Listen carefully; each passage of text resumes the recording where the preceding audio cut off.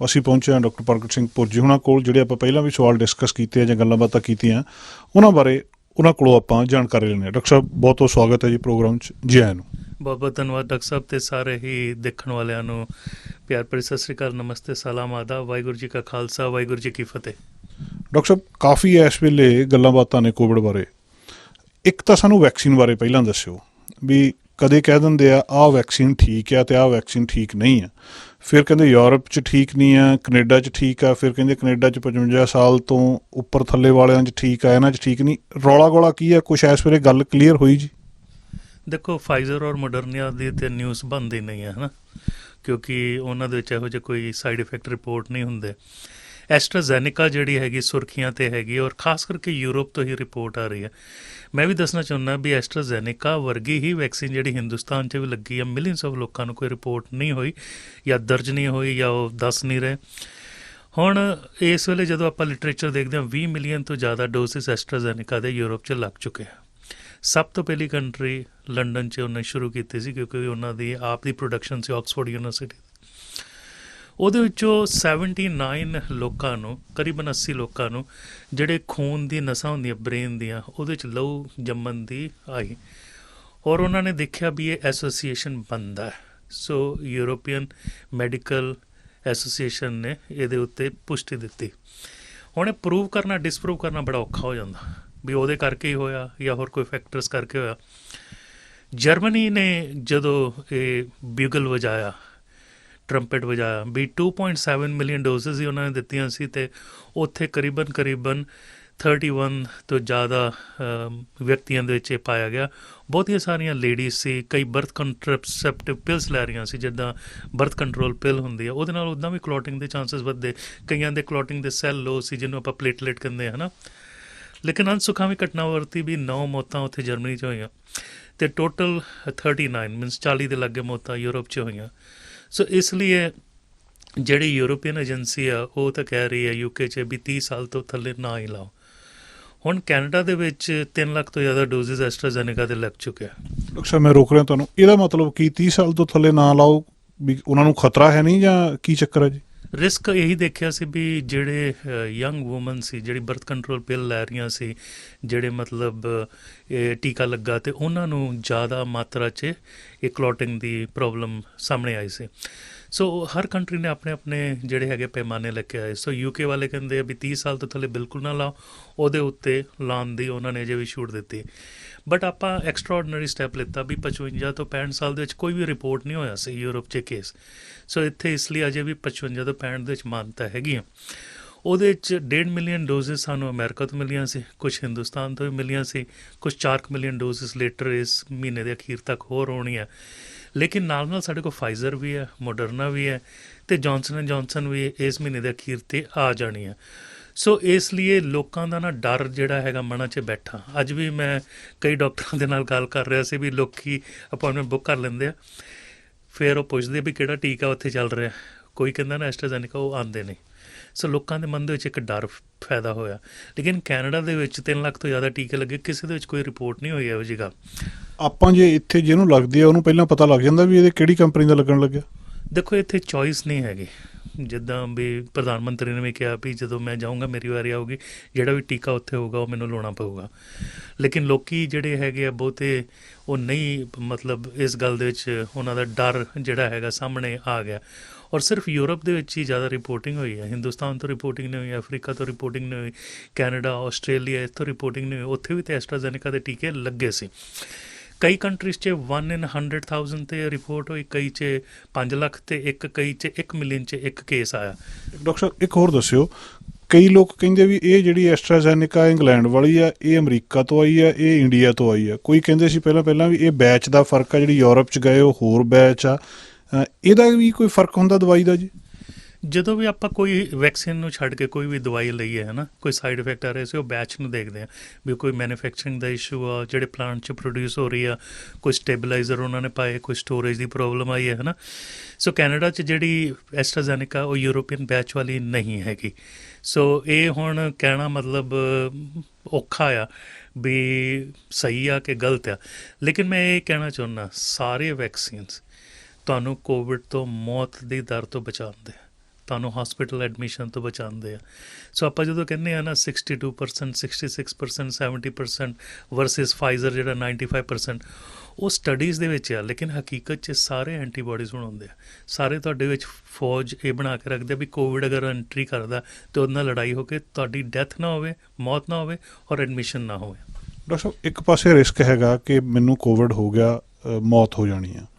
ਦੂਜੇ ਪਾਸੇ ਰਿਸਕ ਹੈਗਾ ਜੇ ਵੈਕਸੀਨ ਲਵਾ ਲਈ ਇਹਦੇ ਨਾਲ ਕਲੌਟ ਬਣ ਜਾਣਾ, ਮੌਤ ਹੋ ਜਾਣੀ ਆ। ਬਚਾਅ ਕਿਹੜੇ ਪਾਸੇ ਜ਼ਿਆਦਾ ਹੈ? ਵੈਕਸੀਨ ਵਾਲੇ ਪਾਸੇ ਬਚਾਅ ਜ਼ਿਆਦਾ। ਹੁਣ ਦੇਖੋ ਰੋਡ ਦੇ ਉੱਤੇ ਆਪਾਂ ਡਰਾਈਵ ਕਰ ਰਹੇ ਹਾਂ ਨਾ, ਫਿਰ ਵੀ ਤਾਂ ਰਿਸਕ ਹੈਗਾ। ਮੈਂ ਬਿਲਕੁਲ ਸਹੀ ਚਲਾ ਰਿਹਾ, ਮੈਂ ਕੁਛ ਨਹੀਂ, ਮੈਂ ਸ਼ਰਾਬ ਪੀਂਦਾ ਹੀ ਨਹੀਂ, ਬਟ ਕੋਈ ਵੀ ਆ ਕੇ ਐਕਸੀਡੈਂਟ ਹੋ ਸਕਦਾ, ਪਿੱਛੋਂ ਕਾਰ ਵੱਜ ਸਕਦੀ ਆ। ਪਲੇਨ 'ਚ ਆਪਾਂ ਟਰੈਵਲ ਕਰਦੇ ਹਾਂ, ਜਿਹੜੀ ਲੌਂਗ ਫਲਾਈਟਸ ਹੈਗੀਆਂ 12 ਘੰਟੇ ਦੇ ਉੱਤੇ, 1 in 500 ਉੱਥੇ ਕਲੌਟ ਹੋਣ ਦਾ ਰਿਸਕ ਹੈਗਾ। ਖੂਨ ਖੜ ਜਾਂਦਾ ਕਈਆਂ ਦੀ ਨਾੜੀਆਂ 'ਚ, ਹੈ ਨਾ ਬਜ਼ੁਰਗਾਂ। ਹਾਂ ਰਿਸਕ ਹੈਗਾ। 1 in 1000 ਰਿਸਕ ਹੈਗਾ। ਜਿਹੜਾ ਬਰਥ ਕੰਟਰੋਲ ਪਿਲਸ ਲੈ ਰਹੀ ਆ ਔਰਤਾਂ, ਉਹਨਾਂ ਦੇ ਵਿੱਚ ਕਲੌਟਿੰਗ ਹੋਣ ਦੀ ਰਿਸਕ ਹੈਗੇ ਆ। ਸੋ ਜਿਹੜਾ ਰਿਸਕ ਜਿਹੜਾ ਹੈਗਾ ਹਮੇਸ਼ਾ ਰਹੇਗਾ, ਰਿਸਕ ਕਦੀ ਜ਼ੀਰੋ ਨਹੀਂ ਹੋਣਾ। ਅਤੇ ਇਹਦੇ ਵਿੱਚ ਰਿਸਕ ਡਾਕਟਰ ਸਾਹਿਬ ਕਿੰਨਾ ਹੈ ਜੀ ਇਹ ਵੈਕਸੀਨ ਦੇ ਵਿੱਚ? ਐਸਟਰਾਜ਼ੈਨੇਕਾ ਹੀ ਆ ਜਿਹੜੀ ਸੁਰਖੀਆਂ 'ਚ ਹੈਗੀ ਆ। ਜਿਹੜਾ ਜਰਮਨੀ 'ਚ 1 in 100,000 ਸੀ ਜਰਮਨੀ 'ਚ, ਬਾਕੀ ਪਾਸੇ 1 in 500,000 to 1 in 1 million। So risk extremely low ਹੈਗਾ।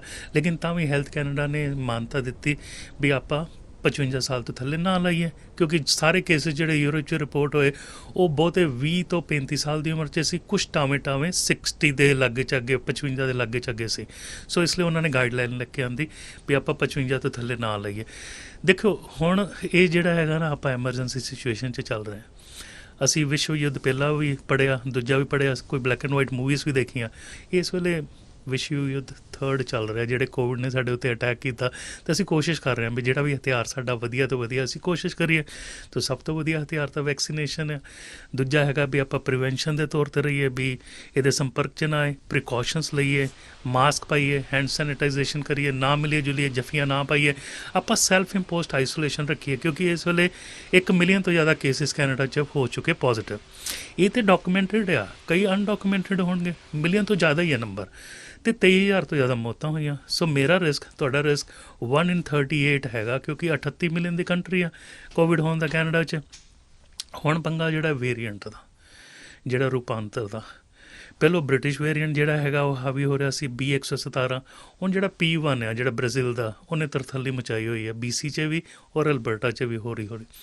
ਕਨਕਸ ਦੀ ਜਿਹੜੀ 25 ਵਿਅਕਤੀ ਆ ਉਹ ਤੋਂ ਪੋਜ਼ੀਟਿਵ ਆ। 20 ਤੋਂ 40 ਸਾਲ ਦੇ ਕਾਫੀ ਨੌਜਵਾਨ ਬੱਚੀਆਂ ICU 'ਚ ਐਡਮਿਟ ਜੋ P1 ਵੇਰੀਐਂਟ ਦੇ ਨਾਲ, ਕਿਉਂਕਿ ਉਹ ਰਿਸਕ ਟੇਕਿੰਗ ਬਿਹੇਵੀਅਰ ਆ, ਉਲੰਘਣਾ ਕਰਦੇ ਆ। ਨਾਲੇ ਉਹਨਾਂ ਨੇ ਦੇਖਿਆ ਜਿਹੜਾ ਪੁਰਾਣਾ ਰੂਪਾਂਤਰ ਸੀ, ਜਿਹੜਾ ਵੂਹਾਨ ਤੋਂ ਚੱਲਿਆ ਸੀ, ਉਹ ਤਾਂ ਬਜ਼ੁਰਗਾਂ ਨੂੰ ਢਾਉਂਦਾ ਸੀ ਓਲਡ ਏਜ ਹੋਮ 'ਚ, ਸਾਨੂੰ ਕੁਛ ਨਹੀਂ ਕਰਦਾ ਸੀ। ਉਹ ਗਲਤ ਮੈਸੇਜਿੰਗ ਉਹਨਾਂ ਦੇ ਮਨ 'ਚ ਹੈਗੀ ਆ ਵੀ ਸਾਨੂੰ ਤਾਂ ਤੰਗ ਕਰ ਹੀ ਨਹੀਂ ਸਕਦਾ, ਸਾਡਾ ਸਰੀਰ ਤਗੜਾ, ਇਮਿਊਨ ਸਿਸਟਮ ਤਗੜਾ। ਲੇਕਿਨ ਇਹ ਜਿਹੜਾ ਰੂਪਾਂਤਰ ਆ, ਇਹ ਯੂਥ ਨੂੰ ਵੀ ਅਫੈਕਟ ਕਰ ਰਿਹਾ। ਇਹ ਰੈਗੂਲਰ ਵਾਇਰਸ ਨਾਲੋਂ 2.5 ਗੁਣਾ ਜ਼ਿਆਦਾ ਇਨਫੈਕਟਿਵ ਆ, ਅਤੇ ਉਸ ਹਿਸਾਬ ਦੇ ਨਾਲ ਤੁਹਾਡੀ ICU ਐਡਮਿਸ਼ਨਸ, ਵੈਂਟੀਲੇਸ਼ਨ ਔਰ 7-8 ਮੌਤਾਂ ਵੀ ਹੋਈਆਂ ਯੂਥ ਦੀਆਂ। ਸੋ ਇਹ ਜਿਹੜੀਆਂ ਹੈਗੀਆਂ, ਸਾਨੂੰ ਬਚਾਓ ਦਾ ਜਿਹੜਾ ਹੈਗਾ ਪਹਿਲੂ ਵਾਚਣਾ ਚਾਹੀਦਾ। ਮੈਨੂੰ ਡਾਕਟਰ ਸਾਹਿਬ ਕੋਵਿਡ ਹੋ ਗਿਆ, ਮੈਂ ਉਹਦੇ ਤੋਂ ਬਾਅਦ ਠੀਕ ਹੋ ਗਿਆ, ਉਹ ਆਈਸੋਲੇਸ਼ਨ ਖਤਮ ਹੋ ਗਈ, ਦੁਬਾਰਾ ਹੋ ਸਕਦਾ? ਕੀ ਜਿਹੜਾ ਨਵਾਂ ਵੇਰੀਐਂਟ ਹੈ ਇਹ ਦੁਬਾਰਾ ਹੋ ਸਕਦਾ? ਇਹ ਬੜਾ ਸੋਹਣਾ ਸਵਾਲ ਹੈ। ਇਹਦੇ 'ਤੇ ਕੱਲ੍ਹ ਪਰਸੋਂ ਰਿਸਰਚ ਆਈ ਵੀ ਜਿਹੜਾ P1 ਵੇਰੀਐਂਟ ਆ, ਜਿਹਨੂੰ ਕੋਵਿਡ ਹੋ ਚੁੱਕਿਆ, ਜਿੱਦਾਂ ਤੁਸੀਂ ਦੱਸਿਆ ਮਹੀਨਾ ਪਹਿਲਾਂ ਹੋਇਆ ਸੀ, ਅਸੀਂ ਉਦੋਂ ਔਨਲਾਈਨ ਵੀ ਕੀਤੀ ਸੀ ਇੰਟਰਵਿਊ, 20 to 40% ਰਿਸਕ ਫਿਰ ਵੀ ਹੈਗਾ P1 ਹੋਣ ਦਾ। P1 ਪਤਾ ਕੀ ਕਰਦਾ, ਉਹਨੇ ਆਪਣਾ ਮੂੰਹ ਮਾਂਦਰਾ ਨਾ ਬਦਲ ਲਿੱਤਾ। ਹੁਣ ਕੈਮੋਫਲਾਜ, ਮੈਨੂੰ ਪੰਜਾਬੀ ਲਫ਼ਜ਼ ਨਹੀਂ ਹੁੰਦਾ, ਜਿੱਦਾਂ ਗਿਰਗਿਟ ਨਹੀਂ ਹੁੰਦੀ, ਆਪਣਾ ਰੰਗ ਬਦਲ ਲੈਂਦੀ ਆ ਦਰਖਤ ਦੇ ਉੱਤੇ, ਜੇ ਹਿਸਾਬ ਦੇ ਪੱਤੇ ਹੁੰਦੇ ਆ ਉਸ ਹਿਸਾਬ ਦੇ ਕਰ ਲੈਂਦੀ ਆ। ਮਿਲਟਰੀ ਵਾਲੇ ਵੀ ਉਹੀ ਹਿਸਾਬ ਦੇ ਪਾਉਂਦੇ ਤਾਂ ਕਿ ਉਹ ਦਰਖਤਾਂ ਦੇ ਨਾਲ ਮੇਲ ਹੋਣ, ਉਹ ਕਲਰ ਕੀਤਾ ਹੁੰਦਾ ਮੂੰਹ 'ਤੇ। ਸੋ ਜਿਹੜਾ ਇਹ ਰੂਪਾਂਤਰ ਆ, ਆਪਣੇ ਆਪ ਨੂੰ ਕੈਮੋਫਲੈਜ ਕਰ ਲੈਂਦਾ। ਤੁਹਾਡੇ ਅੰਦਰ ਐਂਟੀਬਾਡੀਜ਼ ਹੈਗੀਆਂ, ਲੇਕਿਨ ਐਂਟੀਬਾਡੀ ਉਹਨੂੰ ਆਈਡੈਂਟੀਫਾਈ ਨਹੀਂ ਕਰ ਪਾਉਂਦੀਆਂ ਵੀ ਅੰਦਰ ਵਾਇਰਸ ਬੈਠਾ ਹੋਇਆ ਔਰ ਆਪਣਾ ਕੰਮ ਕਰੀ ਜਾ ਰਿਹਾ। ਜਿਹੜਾ ਇਹ ਵਾਇਰਸ ਆ ਅੰਦਰ ਘੁਸ ਗਿਆ ਔਰ ਇਹ ਆਪਣਾ ਮੂੰਹ ਮਾਂਦਰਾ ਇੱਦਾਂ ਕੀਤਾ ਵੀ ਐਂਟੀਬਾਡੀਜ਼ ਤਾਂ ਪਈਆਂ ਤੁਹਾਡੇ ਵਿੱਚ, ਤੁਹਾਨੂੰ ਨੈਚੁਰਲ ਕੋਵਿਡ ਹੋਇਆ ਸੀ ਔਰ ਕਈਆਂ ਨੂੰ ਈਵਨ ਵੈਕਸੀਨੇਸ਼ਨ ਦੇ ਨਾਲ, ਬਟ ਇਮਿਊਨ ਸਿਸਟਮ ਟ੍ਰਿਗਰ ਨਹੀਂ ਹੋ ਰਿਹਾ। ਉਹ ਸੋਚਦਾ ਵੀ ਨਹੀਂ ਅੰਦਰ ਹੈ ਨਹੀਂ, ਕਿਉਂਕਿ ਇਹ ਬਹੁਤ ਚਾਤਰ ਹੈ, ਬਹੁਤ ਹੀ ਜ਼ਿਆਦਾ ਕਹਿ ਲਓ ਕਲੈਵਰ ਜਿਹੜਾ ਰੂਪਾਂਤਰ ਹੈਗਾ ਜਿਹੜਾ P1। ਇਹ ਸਟਾਰਟ ਹੋਇਆ ਬ੍ਰਾਜ਼ੀਲ ਤੋਂ। ਬ੍ਰਾਜ਼ੀਲ 'ਚ 3000 ਮੌਤਾਂ ਐਵਰੀਡੇ ਹੋ ਰਹੀਆਂ। ਸਭ ਤੋਂ ਜ਼ਿਆਦਾ ਵਰਸਟ ਕੰਟਰੀ ਅਫੈਕਟਡ ਇਸ ਵੇਲੇ ਉਹ ਆ, ਔਰ ਇਹ ਹੋਇਆ ਟਰੈਵਲਿੰਗ ਦੇ ਨਾਲ ਹੈ। ਔਰ ਇੱਥੇ ਵੀ ਟਰੈਵਲਿੰਗ ਦੇ ਨਾਲ ਇੰਟਰ ਪ੍ਰੋਵਿੰਸ਼ੀਅਲ ਜਾ ਰਿਹਾ। ਹੁਣ ਇਹ ਕਮਿਊਨਿਟੀ ਸਪਰੈਡ ਹੋ ਰਿਹਾ ਵੀ 1 ਤੋਂ 2, 2 ਤੋਂ 3, ਔਰ ਜ਼ਿਆਦਾ ਯੂਥ ਦੇ ਵਿੱਚ ਅਸੀਂ ਬਹੁਤ ਵੱਡੀ ਮਾਤਰਾ 'ਚ ਇਹ P1 ਵੇਰੀਐਂਟ ਪਾ ਰਹੇ ਹਾਂ।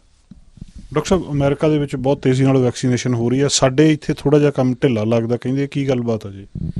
ਵੈਕਸੀਨੇਸ਼ਨ ਅਮਰੀਕਾ 'ਚ ਕਰੀਬਨ 1/3 ਕੰਟਰੀ ਨੂੰ ਤੇ ਟੀਕੇ ਲੱਗ ਚੁੱਕੇ, 100 ਮਿਲੀਅਨ ਤੋਂ ਜ਼ਿਆਦਾ। ਸਾਡੇ ਇੱਥੇ 15% ਜਿਹੜੀ ਹੈਗੀ ਕੰਟਰੀ ਨੂੰ ਵੈਕਸੀਨੇਸ਼ਨ ਮਿਲਿਆ। ਦੇਖੋ, ਪਹਿਲੋਂ ਸਾਨੂੰ ਫਾਈਜ਼ਰ ਮਿਲੀ, ਫਿਰ ਮੋਡਰਨਾ ਮਿਲੀ, ਫਿਰ ਹੌਲੀ ਹੌਲੀ ਟਰਬਲ ਵੱਧ ਗਈ ਕਿਉਂਕਿ 2-3 ਹਫ਼ਤੇ ਸੌਦਾ ਹੀ ਨਹੀਂ ਆ, ਵੈਕਸੀਨੇਸ਼ਨ ਮਿਲੀ। ਹੁਣ ਐਸਟਰਾਜ਼ੈਨੇਕਾ ਆਈ ਸੀ, ਉਹਦਾ ਪੰਗਾ ਪੈ ਗਿਆ। ਲੋਕਾਂ ਦਾ ਜਿਹੜਾ ਹੈਗਾ ਵਿਸ਼ਵਾਸ ਐਸਟਰਾਜ਼ੈਨੇਕਾ ਦੇ ਵਿੱਚ ਘਟਦਾ ਜਾ ਰਿਹਾ। ਹਾਲਾਂਕਿ ਵੈਕਸੀਨ ਤਾਂ ਚੰਗੀ ਹੈਗੀ ਹੈ ਨਾ, ਔਰ ਜਿਨ੍ਹਾਂ ਨੇ ਲਾਈ ਆ ਬਹੁਤੇ ਸਹੁਰਿਆਂ ਨੂੰ ਪ੍ਰੋਟੈਕਸ਼ਨ ਮਿਲੀ, ਉਹਨਾਂ ਸਾਈਡ ਇਫੈਕਟ ਨਹੀਂ ਹੋਇਆ। ਸਾਡੀ ਹੁਣ ਜਿਹੜੀ ਵੈਕਸੀਨੇਸ਼ਨ ਪ੍ਰੋਗਰਾਮ ਸਪੀਡ ਫੜ ਰਹੀ ਹੈ ਕਿਉਂਕਿ ਫਾਰਮਾਸੀਜ਼ ਦੇ ਵਿੱਚ ਵੀ ਜਿਹੜੀ ਹੈਗੀ ਹੈ, ਕਿਉਂਕਿ ਐਸਟਰਾਜ਼ੈਨੇਕਾ ਔਰ ਜੌਨਸਨ ਇਹਨਾਂ ਨੂੰ ਸਟੋਰੇਜ ਦੀ ਪ੍ਰੋਬਲਮ ਨਹੀਂ ਹੈਗੀ, ਰੈਗੂਲਰ ਫਰਿੱਜ 'ਚ ਵੀ ਰੱਖਿਆ ਜਾ ਸਕਦਾ। ਸੋ ਵੱਡੀ ਮਾਤਰਾ 'ਚ ਜਦੋਂ 150 ਫਾਰਮਾਸੀਜ਼ 'ਚ ਪਿਛਲੇ ਹਫ਼ਤੇ ਐਲਾਨ ਹੋਇਆ ਸੀ, 55 ਤੋਂ 65 ਓਵਰ ਬੁਕਿੰਗ ਹੋਈ ਪਈ ਸੀ ਸਾਰੇ ਫਾਰਮਾਸੀਜ਼ 'ਚ ਜਿਨ੍ਹਾਂ ਨੇ ਜਾ ਕੇ ਟੀਕੇ ਲਵਾਏ। ਔਰ ਜੌਨਸਨ ਵੀ 1 ਡੋਜ਼ ਜਿਹੜਾ ਆਊਗਾ ਉਹ ਵੀ ਸਾਡੇ ਜਿਹੜੇ ਪ੍ਰੋਗਰਾਮ ਹੈ ਉਹ 'ਚ ਇਜ਼ਾਫਾ ਕਰੂਗਾ। ਐਕਸਟਰਾ ਸਾਨੂੰ ਫਾਈਜ਼ਰ ਦੇ ਡੋਜ਼ਿਸ ਕੈਨੇਡਾ ਡੇ ਤੋਂ ਪਹਿਲਾਂ ਹਰ ਹਫ਼ਤੇ 1-1 ਮਿਲੀਅਨ ਜਾਂ 1.5 ਮਿਲੀਅਨ ਐਕਸਟਰਾ ਆ ਰਹੇ ਆ, ਮੋਡਰਨਾ ਦੇ ਵੀ ਆ ਰਹੇ ਆ। ਸੋ ਸਾਡਾ ਪ੍ਰੋਗਰਾਮ ਔਨ ਟਰੈਕ ਹੈਗਾ ਔਰ ਸੈਪਟੈਂਬਰ ਤੱਕ ਬਹੁਤ ਹੱਦ ਤੱਕ ਸਾਡਾ ਹੋ ਜਾਊਗਾ। ਬੋਨੀ ਹੈਨਰੀ ਜੀ ਨੇ BC 'ਚ ਕਿਹਾ ਸੀ ਵੀ ਮਈ ਤੱਕ ਇੱਕ ਟੀਕਾ ਸਾਰਿਆਂ ਨੂੰ ਲੱਗ ਜਾਊਗਾ। ਹੁਣ ਅਗਲੇ ਮਹੀਨੇ ਤੱਕ ਮਈ ਆ ਹੀ ਰਹੀ ਆ, ਉਸ ਤੋਂ ਬਾਅਦ ਦੂਜਾ ਟੀਕਾ ਲੱਗੂਗਾ ਜੂਨ ਜੁਲਾਈ 'ਚ। ਸੋ ਮੇ ਬੀ ਅਸੀਂ 1 ਮਹੀਨਾ ਪਹਿਲਾਂ ਹੋਵਾਂਗੇ। ਲੇਕਿਨ ਅਮਰੀਕਾ ਬਹੁਤ ਫਾਸਟ 'ਚ ਗਿਆ। ਲੇਕਿਨ ਅਮਰੀਕਾ ਇੱਕ ਕੰਟਰੀ ਨਹੀਂ ਆ ਵੀ ਜਿਹੜੀ ਟੌਪ 'ਤੇ ਹੈਗਾ ਇਜ਼ਰਾਈਲ। 60% ਉੱਥੇ ਲੋਕਾਂ ਨੂੰ ਟੀਕੇ ਲੱਗ ਚੁੱਕੇ ਔਰ ਉੱਥੇ ਜਿਹੜਾ ਕੋਵਿਡ ਹੈ ਉਹ ਬਿਲਕੁਲ ਨੋਜ਼ ਡਾਈਵ ਕਰ ਗਿਆ, ਆਲਮੋਸਟ ਨਾਮ ਮਾਤਰ ਰਹਿ ਗਿਆ। ਸਾਡੇ ਵਿੱਚ ਵੀ ਜਦੋਂ 70-80% ਨੂੰ ਟੀਕੇ ਲੱਗ ਜਾਣਗੇ ਤਾਂ ਇਹ ਹਰਡ ਇਮਿਊਨਿਟੀ ਕ੍ਰੀਏਟ ਕਰੂਗਾ, ਜਿਹਦੇ ਨਾਲ ਜਿਹੜਾ ਪੈਂਡੇਮਿਕ ਆ, ਜਿਹੜੀ ਮਹਾਂਮਾਰੀ ਆ, ਉਹ ਦਬ ਕੇ ਥੱਲੇ ਚਲੀ ਜਾਊਗੀ, ਉੱਕਾ ਪੁੱਕਾ ਘਿਸ ਰਹੂਗਾ। ਬਟ ਜਿਸ ਹਿਸਾਬ ਨਾਲ ਉਹ ਫੈਲਾਅ ਹੋਇਆ ਆਪਾਂ ਕੰਟਰੋਲ ਕਰ ਪਾਵਾਂਗੇ। ਡਾਕਟਰ ਸਾਹਿਬ, ਹੁਣ ਇਸ ਵੇਲੇ ਕੀ ਸਿਚੁਏਸ਼ਨ ਲੱਗਦੀ ਹੈ ਕਿ ਜਿਹੜਾ ਇੱਕ ਵਾਰੀ ਪਿਛਲੇ ਸਾਲ ਵਾਲੀ ਲਗਭਗ ਸਿਚੁਏਸ਼ਨ ਫਿਰ ਬਣੀ ਜਾਂਦੀ ਹੈ, ਜੋ ਕੁਛ ਪਿਛਲੇ ਸਾਲ ਸੀਗਾ ਕਿ ਲੋਕਡਾਊਨ ਹੋ ਗਿਆ, ਸਾਰਾ ਕੁਛ ਬੰਦ ਹੋ ਗਿਆ, ਫਿਰ ਇੱਦਾਂ ਹੀ ਚੱਲੂਗਾ ਜੀ? ਦੇਖੋ, ਹੁਣ ਆਪਾਂ ਰੈਸਟੋਰੈਂਟ ਦੇ ਜਾ ਕੇ ਖਾਣਾ ਖਾ ਨਹੀਂ ਸਕਦੇ, ਆਪਾਂ ਹੋਰ ਇਨਡੋਰ ਗੈਦਰਿੰਗ ਕਰ ਨਹੀਂ ਸਕਦੇ। ਅਗਰ ਆਉਣ ਵਾਲੇ 1-2 ਹਫ਼ਤੇ 'ਚ ਕੇਸਿਸ ਹੋਰ ਵੱਧਦੇ ਆ, ਦੇਖੋ BC 'ਚ ਨਿਰੰਤਰ 1000 ਤੋਂ ਕੇਸਿਸ ਉੱਤੇ ਆ ਰਹੇ ਪਿਛਲੇ ਹਫ਼ਤੇ ਤੋਂ, ਔਰ ਇਹ ਇਜ਼ਾਫਾ 50% ਤੋਂ ਉੱਤੇ ਆ। ਉਸ ਹਿਸਾਬ ਨਾਲ ਐਡਮਿਸ਼ਨਸ ਵੱਧਦੇ ਆ, ਉਸ ਹਿਸਾਬ ਨਾਲ ICU ਐਡਮਿਸ਼ਨ ਵੱਧਦੀਆਂ ਅਤੇ ਡੈਥ ਵੱਧਦੀ ਆ। ਸੋ ਅਗਰ ਇਹਦੇ ਵਿੱਚ ਨਹੀਂ ਠੱਲ ਪੈਂਦੀ, ਜਿੱਦਾਂ ਫੋਰਡ ਸਾਹਿਬ ਨੇ ਟੋਰੰਟੋ ਦੇ ਵਿੱਚ ਸੈਮੀ ਲੋਕਡਾਊਨ ਕ੍ਰੀਏਟ ਕੀਤਾ, ਸਕੂਲ ਵੀ ਬੰਦ ਕੀਤੇ ਹੋਏ, ਸੋ ਇੱਥੇ ਵੀ ਹੋਣ ਦੀ ਸੰਭਾਵਨਾ। ਲੇਕਿਨ ਆਪਾਂ ਉਹਦੀ ਵੇਟ ਨਹੀਂ ਕਰਨੀ। ਆਪਾਂ ਆਪਣੇ ਉੱਤੇ ਸੈਲਫ ਇੰਪੋਜ਼ਡ ਲੋਕਡਾਊਨ ਕਿਉਂ ਨਹੀਂ ਪਾਈਏ? ਵੀ ਅਗਰ ਗਵਰਨਮੈਂਟ ਤੁਹਾਨੂੰ ਮੈਂਡੇਟ ਕਰਦੀ ਆ ਕਾਨੂੰਨੀ ਤੌਰ 'ਤੇ, ਉਸ ਤੋਂ ਪਹਿਲਾਂ ਆਪਾਂ ਆਪਣੇ ਆਪ ਦੇ ਉੱਤੇ ਲੋਕਡਾਊਨ ਪਾਈਏ। ਠੀਕ ਆ, ਅਗਰ ਤੁਸੀਂ ਘਰੋਂ ਬਾਹਰ ਜਾਣਾ ਕੰਮ ਕਰਨ 'ਚੋਂ ਮਜਬੂਰੀ ਜਾਣਾ ਪੈਣਾ, ਅਗਰ ਤੁਸੀਂ ਗਰੋਸਰੀ ਲੈਣ ਜਾਣੀ ਮਜਬੂਰੀ ਜਾਣਾ ਪੈਣਾ, ਉਸ ਤੋਂ ਇਲਾਵਾ ਨਹੀਂ ਕੁਛ ਨਹੀਂ ਬਾਹਰ ਜਾਣਾ, ਨਾ ਕਿਸੇ ਨੂੰ ਘਰ ਸੱਦਣਾ, ਚਾਹ ਪਾਣੀ ਗੈਟ ਟੂਗੈਦਰ ਕਰਨੀ। ਹੁਣ ਸਮਾਗਮ ਵੀ ਆ ਰਹੇ, ਨਵਾਂ ਸਾਲ ਖਾਲਸੇ ਦੀ ਸਿਰਜਣਾ ਦਾ ਆ ਰਿਹਾ, ਵਿਸਾਖੀ ਦਾ ਉਤਸਵ ਆ ਰਿਹਾ, ਲੇਕਿਨ ਅਸੀਂ ਡਿਜੀਟਲੀ ਉਹ ਮਨਾ ਲਈਏ। ਉਸ ਤੋਂ ਅਗਲੇ ਸਾਲ 2022 'ਚ ਨਗਰ ਕੀਰਤਨ ਵੀ ਹੋਊਗਾ, ਅਸੀਂ ਵੱਡੀ ਮਾਤਰਾ 'ਚ ਫਿਰ ਗੈਟ ਟੂਗੈਦਰ ਕਰ ਸਕਾਂਗੇ। ਲੇਕਿਨ ਇਹ ਐਕਸਟਰਾਆਰਡਨਰੀ ਟਾਈਮਸ ਆ ਔਰ ਇਹ ਬਿਲਕੁਲ ਜਿਹੜਾ ਸਪੈਨਿਸ਼ ਫਲੂ ਆ ਉਹਦੀ ਕਾਪੀ ਚੱਲ ਰਹੀ ਹੈ, ਜਿਹੜਾ 100 ਸਾਲ ਪਹਿਲਾਂ ਹੋਇਆ ਸੀ। ਉਹਦੇ ਵੀ 4 ਵੇਵ ਸੀ, ਜਿਹੜਾ ਵੇਵ 2 ਔਰ 3 ਸਭ ਤੋਂ ਘਾਤਕ ਸੀ। ਸਾਡਾ ਵੀ ਵੇਵ 2 ਜਿਹੜਾ ਹੈਗਾ ਨੰਬਰਸ ਵਧੇ, ਫਿਰ ਡਾਊਨ ਆਏ ਕੁਛ ਹਫ਼ਤੇ ਪਹਿਲਾਂ, ਹੁਣ ਫਿਰ ਰੈਪਿਡਲੀ ਉੱਪਰ ਜਾ ਰਿਹਾ। ਹਿੰਦੁਸਤਾਨ ਦਾ ਹਾਲ ਦੇਖ ਲਓ ਤੁਸੀਂ, ਬੁਰਾ ਹਾਲ ਹੋਇਆ ਪਿਆ। ਆਲਰੇਡੀ 80,000 ਮਾਮਲੇ ਹਰ ਰੋਜ਼ ਆ ਰਹੇ ਆ। ਬੰਬੇ ਦੇ ਵਿੱਚ ਮੈਨੂੰ ਰੋਜ਼ ਖਬਰ ਹੁੰਦੀ ਹੈ। ਬਾਲੀਵੁੱਡ ਤਾਂ ਚਲੋ ਮੈਂ ਕੀ ਲੈਣਾ ਦੇਣਾ ਉਹਦੇ ਨਾਲ, ਮੇਰੇ ਰਿਸ਼ਤੇਦਾਰ ਕਾਫੀ, ਉਹਨਾਂ ਨੂੰ ਵੀ ਕੋਵਿਡ ਹੋ ਰਿਹਾ। ਸੋ ਹਰ ਕੰਟਰੀ ਦੇ ਵਿੱਚ ਕੋਵਿਡ ਫੈਲ ਰਿਹਾ ਔਰ ਵੈਕਸੀਨੇਸ਼ਨ ਇੱਕ ਬਹੁਤ ਅੱਛਾ ਪ੍ਰੋਗਰਾਮ ਹੈ। ਉਸ ਤੋਂ ਪਹਿਲਾਂ ਸਾਨੂੰ ਮਾਸਕ ਤਾਂ ਲਾਉਣਾ ਪੈਣਾ, ਹੈਂਡ ਸੈਨੀਟਾਈਜੇਸ਼ਨ ਕਰਨੀ ਪੈਣੀ ਹੈ, ਫਿਜ਼ੀਕਲ ਡਿਸਟੈਂਸ ਰੱਖਣਾ ਹੀ ਪੈਣਾ। ਅਮਰੀਕਾ ਦੇ ਵਿੱਚ CDC ਨੇ ਕਿਹਾ ਵੀ ਜਿਹਨਾਂ ਨੂੰ 2-2 ਡੋਜ਼ਿਸ ਲੱਗ ਗਏ ਆ ਫਾਈਜ਼ਰ ਦੇ ਜਾਂ ਮੋਡਰਨਾ ਦੇ, ਉਹ ਇਨਸਾਈਡ ਅਮਰੀਕਾ ਟਰੈਵਲ ਕਰ ਸਕਦੇ ਆ, ਉਹਨਾਂ ਨੂੰ ਕੁਆਰੰਟਾਈਨ ਦੀ ਲੋੜ ਨਹੀਂ ਆ, ਬਟ ਉਹ ਮਾਸਕ ਲਾਉਣ, ਕਿਉਂਕਿ ਬਾਕੀਆਂ ਨੂੰ ਨਹੀਂ ਲੱਗਾ ਨਾ। ਸੋ ਜਦ ਤੱਕ ਸਾਰਿਆਂ ਦੇ ਨਹੀਂ ਲੱਗਦਾ ਟੀਕਾ, ਇਹ ਬਿਮਾਰੀ ਥੱਲੇ ਨਹੀਂ ਜਾਣੀ, ਤਦ ਤੱਕ ਮਾਸਕ ਤਾਂ ਲਾਉਣਾ ਪੈਣਾ। ਮੈਨੂੰ ਲੱਗਦਾ ਸਾਨੂੰ ਨੈਕਸਟ ਈਅਰ ਤੱਕ ਮਾਸਕ ਵਗੈਰਾ ਦੀ ਲੋੜ ਪੈ ਸਕਦੀ ਹੈ। ਡਾਕਟਰ, ਇੱਕ ਹੋਰ ਖਬਰ ਆਈ, ਰਿਸਰਚ ਆਈ, ਮੈਂ ਪ੍ਰੋਗਰਾਮ ਦੇ ਪਹਿਲੇ ਹਿੱਸੇ ਵਿੱਚ ਜ਼ਿਕਰ ਵੀ ਕੀਤਾ ਉਹਦਾ, ਕਿ ਇਹਦੇ ਨਾਲ ਪਹਿਲਾਂ ਆਪਾਂ ਨੂੰ ਲੱਗਦਾ ਸੀ ਕਿ ਫੇਫੜਿਆਂ ਦੇ ਉੱਤੇ ਅਸਰ ਪੈ ਰਿਹਾ, ਗੜਬੜ ਲੰਬੀ ਹੋ ਰਹੀ ਆ। ਹੁਣ ਉਹ ਕਹਿੰਦੇ ਤੁਹਾਡੇ ਡਿਪਰੈਸ਼ਨ, ਐਂਗਜ਼ਾਇਟੀ, ਇੱਦਾਂ ਦੀਆਂ ਮਾਨਸਿਕ ਸਮੱਸਿਆਵਾਂ ਪੈਦਾ ਹੋ ਰਹੀਆਂ ਜਿਨ੍ਹਾਂ ਨੂੰ ਕੋਵਿਡ ਹੋ ਚੁੱਕਿਆ। ਇੱਥੇ ਤੱਕ ਵੀ ਠੀਕ ਸੀ ਚਲੋ, ਪਰ ਹੁਣ ਉਹ ਪਤਾ ਲੱਗ ਰਿਹਾ ਕਿ ਤੁਹਾਡੇ ਦਿਮਾਗ ਦੇ ਉੱਤੇ ਵੀ ਇਹਦੇ ਅਸਰ ਪੈ ਰਿਹਾ। ਮਤਲਬ ਸਿਰਫ ਮਨ ਜਿਹੜਾ ਇਹਦੇ ਬਿਮਾਰੀਆਂ, ਡਿਪਰੈਸ਼ਨ ਜਾਂ ਐਂਗਜ਼ਾਇਟੀ ਨਹੀਂ, ਤੁਹਾਡੇ ਮਤਲਬ ਹਾਰਡਵੇਅਰ 'ਤੇ ਵੀ ਅਸਰ ਪੈ ਰਿਹਾ। ਇਹ ਕੀ ਰਿਸਰਚ ਕਹਿੰਦੀ ਹੈ ਜੀ? ਬਿਲਕੁਲ ਸਹੀ ਪੜ੍ਹਿਆ ਤੁਸੀਂ ਡਾਕਟਰ ਸਾਹਿਬ। ਅੱਜ ਜਾਂ ਕੱਲ੍ਹ ਸਟੱਡੀ ਪਬਲਿਸ਼ ਹੋਈ ਲੈਂਸੈਟ ਦੇ ਵਿੱਚ, ਲੈਂਸੈਟ ਵਾਲੇ ਉਹੀ ਸਟੱਡੀ ਪਬਲਿਸ਼ ਕਰਦੇ ਜਿਹੜੀ ਬਹੁਤ ਪਾਏਦਾਰ ਹੋਏ। 2,30,000 ਤੋਂ ਜ਼ਿਆਦਾ ਜਿਹੜੇ ਅਮਰੀਕਨ ਜਿਨ੍ਹਾਂ ਨੂੰ ਕੋਵਿਡ ਹੋ ਹਟਿਆ ਸੀ, ਉਹਨਾਂ ਨੂੰ ਦੇਖਿਆ ਵੀ ਕੀ ਹੁੰਦਾ ਉਹਦੇ ਬਾਅਦ, ਅਤੇ ਕਰੀਬਨ 35% ਲੋਕਾਂ ਨੇ ਕੋਵਿਡ ਹੋਣ ਤੋਂ ਬਾਅਦ ਨਿਊਰੋਲੋਜਿਸਟ ਜਾਂ ਸਕਾਈਟਰਿਸਟ ਨੂੰ ਦੇਖਿਆ। ਦੇਖੋ, ਨਿਊਰੋਲੋਜਿਸਟ ਹੁੰਦਾ ਜਿਹੜਾ ਬ੍ਰੇਨ ਦੇ ਰੋਗਾਂ ਦਾ ਇਲਾਜ ਕਰਦਾ, ਅਤੇ ਸਕਾਈਟਰਿਸਟ ਜਿਹੜਾ ਤੁਸੀਂ ਗੱਲ ਕੀਤੀ ਡਿਪਰੈਸ਼ਨ ਐਂਗਜ਼ਾਇਟੀ। ਆਪਾਂ ਡਿਪਰੈਸ਼ਨ ਐਂਗਜ਼ਾਇਟੀ ਦੀ ਪਹਿਲੋਂ ਗੱਲ ਕਰ ਲਈ। 17% ਲੋਕਾਂ ਨੇ ਐਂਗਜ਼ਾਇਟੀ, ਜਿਹਨੂੰ ਚਿੰਤਾ ਰੋਗ ਕਹਿੰਦੇ ਆ, ਅਤੇ 14% ਨੇ ਡਿਪਰੈਸ਼ਨ ਰਿਪੋਰਟ ਕੀਤਾ। ਠੀਕ ਹੈ, ਉਹ ਕੋਵਿਡ ਦੇ ਡਰ ਕਰਕੇ ਹੋ ਸਕਦਾ, ਕੋਵਿਡ ਹੋਣ ਕਰਕੇ ਹੋ ਸਕਦਾ, ਫਿਕਰ ਹੋ ਸਕਦਾ ਵੀ ਮੈਂ ਮਰ ਜਾਣਾ ਸੀ। ਔਰ ਜ਼ਿਆਦਾ ਉਹਨਾਂ ਨੇ ਰਿਪੋਰਟ ਕੀਤਾ ਜਿਹੜੇ ICU 'ਚ ਸੀ, ਜਿਹੜੇ ਹੌਸਪੀਟਲਾਈਜ਼ ਸੀ। ਲੇਕਿਨ ਹੁਣ ਨਿਊਰੋਲੋਜਿਸਟ ਕੋਲ ਜਾ ਰਹੇ ਲੋਕ ਜਿਨ੍ਹਾਂ ਦੇ ਬ੍ਰੇਨ ਦੇ ਵਿੱਚ ਕਲੌਟ ਹੋ ਗਿਆ, ਜਿਨ੍ਹਾਂ ਨੂੰ ਸਟ੍ਰੋਕ ਹੋ ਗਿਆ, ਜਿਨ੍ਹਾਂ ਦੇ ਅੱਖਾਂ ਦੇ ਪਿੱਛੇ ਝੋਲਾ ਪੈਂਦਾ, ਜਿਨ੍ਹਾਂ ਨੂੰ ਚੱਕਰ ਆਉਂਦੇ ਆ, ਜਿਨ੍ਹਾਂ ਨੂੰ ਡਿਮੈਂਸ਼ੀਆ, ਮਤਲਬ ਸੁੱਧ ਬਹੁਤ ਚੰਗੇ ਭਲੇ ਸੀ, ਹੈ ਨਾ। ਸੋ ਇਹ ਵਾਇਰਸ ਜਿਹੜਾ ਲੰਗਸ ਦੇ ਵਿੱਚ ਤਾਂ ਐਂਟਰੀ ਕਰਦਾ, ACE2 ਰਿਸੈਪਟਰ, ਲੇਕਿਨ ਜਿੱਥੇ ਜਿੱਥੇ ਇਹ ਰਿਸੈਪਟਰ ਹੈਗੇ ਮੈਨੂੰ ਲੱਗਦਾ ਵਾਇਰਸ ਉੱਥੇ ਉੱਥੇ ਜਾ ਕੇ ਆਪਣਾ ਅਸਰ ਕਰਦਾ। ਅਸੀਂ ਹੁਣ ਐਨਾਲਾਈਜ਼ ਕਰ ਰਹੇ ਹਾਂ ਵੀ ਹੈਡ ਟੂ ਟੂ ਕੋਈ ਵੀ ਅੰਗ ਦੇ ਉੱਤੇ ਵਾਇਰਸ ਜਿਹੜਾ ਅਸਰ ਕਰ ਸਕਦਾ। ਹੁਣ ਜਦੋਂ ਕਲੌਟਿੰਗ ਦੀ ਗੱਲ ਹੁੰਦੀ ਆ, ਸਮਝੋ ਆਪਾਂ ਐਡਮਿਟ ਹੋ ਜਾਈਏ, ਮੈਨੂੰ ਕੋਵਿਡ ਆ, ਸੋ ਮੇਰਾ ਘੱਟ ਤੋਂ ਘੱਟ 10% ਰਿਸਕ ਆ ਵੀ ਮੈਨੂੰ ਕਲੌਟਿੰਗ ਦੀ ਪ੍ਰੋਬਲਮ ਪੈਣੀ ਮੇਰੇ ਬੋਡੀ 'ਚ ਇਹ ਵਾਇਰਸ ਕਰਕੇ। ਅਗਰ ਮੈਂ ICU 'ਚ, ਮੈਨੂੰ 20% ਰਿਸਕ ਆ। 20 ਮਤਲਬ 1 in 5 ਰਿਸਕ ਹੈਗਾ ਮੇਰਾ ਕਲੌਟਿੰਗ ਦਾ ਬੋਡੀ ਦਾ, ਜਿੱਥੇ ਵੀ ਅਗਰ ਮੈਂ ICU 'ਚ ਵਾਇਰਸ ਕਰਕੇ। ਸੋ ਵਾਇਰਸ ਜਿਹੜਾ ਹੈਗਾ ਹਰ ਜਗ੍ਹਾ 'ਚ ਅਸਰ ਕਰਦਾ, ਬ੍ਰੇਨ ਟੂ ਲੈ ਕੇ ਪੈਰਾਂ ਦੇ ਨਸਾਂ ਤੱਕ। ਬਚਾਓ ਹੀ ਇੱਕ ਸਾਧਨ ਹੈਗਾ, ਔਰ ਇਹਦੇ ਉੱਤੇ ਗ੍ਰੰਥ ਲਿਖੇ ਜਾਣਗੇ, ਬੁੱਕਾਂ ਲਿਖੀ ਜਾਣਗੀਆਂ, ਨਵੇਂ ਇਹਦੇ ਉੱਤੇ ਰਿਸਰਚ ਪੈਮਾਨੇ ਹੋਣਗੇ। ਅਸੀਂ ਟੀਚ ਕਰਿਆ ਕਰਾਂਗੇ ਯੂਨੀਵਰਸਿਟੀ 'ਚ ਵੀ ਅਸੀਂ ਇਸ ਮਹਾਂਮਾਰੀ ਤੋਂ ਨੰਗੇ ਸੀ। ਲੇਕਿਨ ਫਿਲਹਾਲ ਵੈਕਸੀਨੇਸ਼ਨ ਆਪਾਂ ਲਾਈਏ, ਵੈਕਸੀਨੇਸ਼ਨ 'ਚ ਕਿੰਤੂ ਪਰੰਤੂ ਨਾ ਕਰੀਏ। ਡਾਕਟਰ ਸਾਹਿਬ, ਇੱਕ ਹੋਰ ਖਬਰ ਆ ਰਹੀ ਹੈ ਇੰਡੀਆ ਤੋਂ ਕੱਲ੍ਹ ਸੀਗੀ ਵੀ 137 ਕੇ ਕਿੰਨੇ ਜਣੇ ਜਿਹੜੇ ਡਾਕਟਰ ਨਰਸਸ ਸੀਗੇ ਪਟਨਾ ਮੈਡੀਕਲ ਕਾਲਜ ਦੇ, ਦੋਵੇਂ ਡੋਜ਼ਸ ਲੱਗ ਚੁੱਕੀਆਂ, ਮਹੀਨਾ ਹੋ ਗਿਆ ਲੱਗੇ ਨੂੰ, ਉਹਦੇ ਤੋਂ ਬਾਅਦ ਵੀ ਉਹ ਪੋਜ਼ੀਟਿਵ ਹੋ ਗਿਆ। ਅੱਜ ਫੇਰ ਸ਼ਾਇਦ ਇੱਦਾਂ ਦੀ ਕਿਤੇ ਹੋਰ ਖਬਰ ਆ ਰਹੀ ਹੈ ਜੀ। ਦੇਖੋ, ਇਹ ਖਬਰਾਂ ਆਉਣਗੀਆਂ ਇੱਥੇ ਵੀ। ਜਦੋਂ ਫਾਈਜ਼ਰ ਦੇ 2 ਟੀਕੇ ਸਭ ਤੋਂ ਪਹਿਲਾਂ ਲੱਗੇ ਰੈਸੀਡੈਂਸ਼ੀਅਲ ਕੇਅਰ ਹੋਮ 'ਚ, ਜਿਹੜੇ ਬਜ਼ੁਰਗ ਸੀ ਅਤੇ ਸਟਾਫ ਕੰਮ ਕਰਦੇ ਸੀ, ਅਤੇ ਨਰਸ ਹੈਗਾ ਸੀ ਓਨਟੇਰੀਓ 'ਚ, ਜਿਹਨੂੰ 2 ਟੀਕੇ ਲੱਗੇ, ਉਹਦੇ ਬਾਅਦ ਵੀ ਉਹਨੂੰ ਕੋਵਿਡ ਹੋਇਆ। ਹਾਂ, ਸੋ ਜਦੋਂ ਮੈਂ ਇਹੀ ਕਹਿੰਦਾ ਵੀ ਕਦੀ ਵੀ ਕੋਈ ਟੀਕਾ 100% ਤੁਹਾਨੂੰ ਪ੍ਰੋਟੈਕਸ਼ਨ ਨਹੀਂ ਦੇ ਪਾਏਗਾ। ਤੁਹਾਨੂੰ ਇਹ ਟੀਕੇ ਮੌਤ ਤੋਂ ਬਚਾਉਣਗੇ ਅਗਰ ਕੋਵਿਡ ਹੋ ਜਾਂਦਾ, ਹੌਸਪੀਟਲਾਈਜੇਸ਼ਨ ਤੋਂ ਬਚਾਉਣਗੇ। ਜਿਹਨੂੰ ਵੀ ਟੀਕਾ ਲੱਗਾ, ਅਗਰ ਉਹਨੂੰ ਕੋਵਿਡ ਹੋਇਆ, ਉਹਨੂੰ ਹੌਸਪੀਟਲ ਜਾਣ ਦੀ ਲੋੜ ਨਹੀਂ ਪਈ, ਬੜਾ ਮਾਈਲਡ ਕੇਸ ਹੋਇਆ। ਲੇਕਿਨ ਹੁਣ ਰਿਸਰਚ ਆ ਰਹੀ ਹੈ, ਜਿਹੜੀ ਡਾਕਟਰ ਬੌਨੀ ਹੈਨਰੀ ਨੇ ਵੀ ਉਹਦੇ ਉੱਤੇ ਸਪਸ਼ਟੀਕਰਨ ਦਿੱਤਾ ਸੀ, 4 ਮਹੀਨੇ ਦਾ ਜਿਹੜਾ ਵਕਵਾ ਹੈ ਨਾ, ਕਿਉਂਕਿ ਸਟੱਡੀ ਜੇ ਤਾਂ 3 ਹਫ਼ਤੇ ਦਾ ਸੀ ਵੀ 3 ਹਫ਼ਤੇ ਬਾਅਦ ਦੂਜਾ ਡੋਜ਼ ਲੱਗਣਾ ਚਾਹੀਦਾ ਹੈ ਨਾ ਫਾਈਜ਼ਰ ਦਾ। ਉਹਦੀ ਸਟੱਡੀ ਆ ਰਹੀ ਹੈ ਵੀ 80% ਤੱਕ ਐਂਟੀਬਾਡੀਜ਼ ਤਾਂ 4-6 ਮਹੀਨੇ ਤੱਕ ਵੀ ਰਹਿੰਦੀਆਂ ਪਹਿਲੇ ਡੋਜ਼ ਦੇ ਨਾਲ, ਦੂਜੇ ਡੋਜ਼ ਦੇ ਨਾਲ 95 ਤੱਕ ਉੱਪਰ ਜਾਂਦੀਆਂ ਹੈ ਨਾ, ਲੇਕਿਨ 100 ਤੱਕ ਨਹੀਂ ਜਾਂਦੀਆਂ। ਔਰ ਜਦੋਂ ਸਾਨੂੰ 2 ਡੋਜ਼ਿਸ ਲੱਗ ਜਾਣ, ਉਹਦੇ ਬਾਅਦ ਫਿਰ ਕੁਛ ਹਫ਼ਤੇ ਤੱਕ ਸਾਡਾ ਇਮਿਊਨ ਸਿਸਟਮ ਐਂਟੀਬਾਡੀਜ਼ ਬਣਾਉਂਦਾ। ਇਹਦਾ ਪ੍ਰਾਈਮ ਐਗਜ਼ਾਮਪਲ ਆ ਸਦਰ ਪਾਕਿਸਤਾਨ ਇਮਰਾਨ ਖਾਨ ਸਾਹਿਬ।